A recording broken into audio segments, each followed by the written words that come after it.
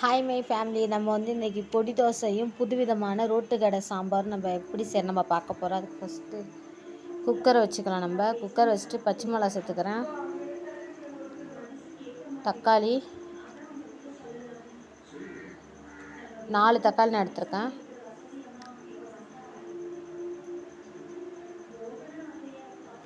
அரை கப் அளவுக்கு பருப்பு எடுத்துருக்கேன். நான் கொஞ்சமாக தான் பருப்பு எடுத்துருக்கேன்.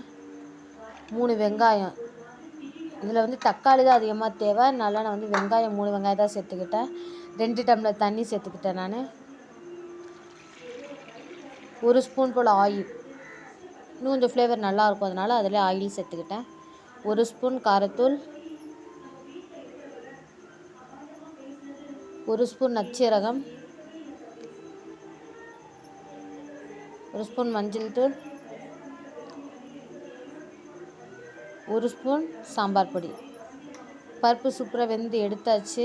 இதை தனியாக நம்ம வடிகட்டி எடுத்துக்கலாம். நம்ம நல்லா மசிச்சு விட்டுக்கலாம். நல்லா மசிச்சு விட்டு எடுத்தாச்சு.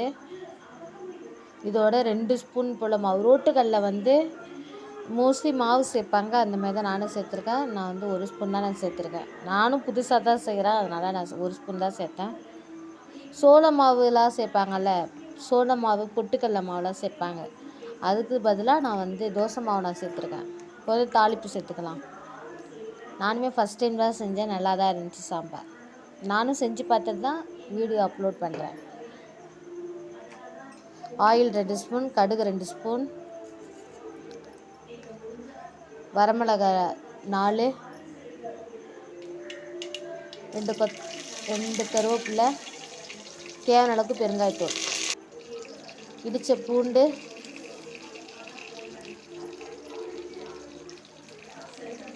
நம்ம சாம்பார் ஆல்ரெடி வெங்காயம் சேர்த்துருப்போம். தாளிப்பில் 2 வெங்காயம் நம்ம சேர்த்துக்கலாம்.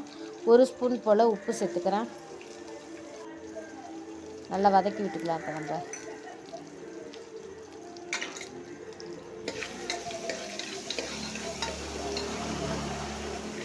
நல்லா வதக்கி விட்டாச்சு. நம்ம ரெடி பண்ணி வச்சுருக்க சாம்பார் நம்ம சேர்த்துக்கலாம்.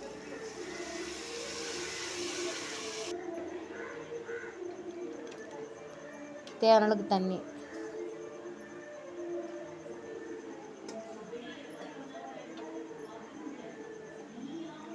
தட்டு போட்டு மூடிக்கலாம். நம்ம இப்போ சாம்பார் ரெடி ஆகிடுச்சு. இப்போ நம்ம தோசை ஊற்றிக்கலாம். அது நல்லா ஹீட் பண்ணிட்டு ஊத்தாப்ப மாதிரி நான் தோசை ஊற்றி பொடி தோசை நான் ஊற்றுறேன். நான் நெய் சேர்த்துக்கிறேன். பட்டர் இருந்தால் பட்டர் சேர்த்துக்கலாம், ஆயில் சேர்த்துக்கலாம், இல்லை நெய் சேர்த்துக்கலாம். நம்ம 3 ஸ்பூன் போல் இட்லி பொடி சேர்த்துக்கிறேன். நான் நீங்களும் இதே மெத்தடில் சாம்பார் ரெடி பண்ணி பாருங்கள். இந்த பொடி தோசை வச்சு சாப்பிட்டு பாருங்கள், வேறு லெவலாக இருக்கும். இந்த வீடியோ பிடிச்சிருந்தா வீடியோவை மறக்காமல் சப்ஸ்கிரைப் பண்ணிட்டு போங்க.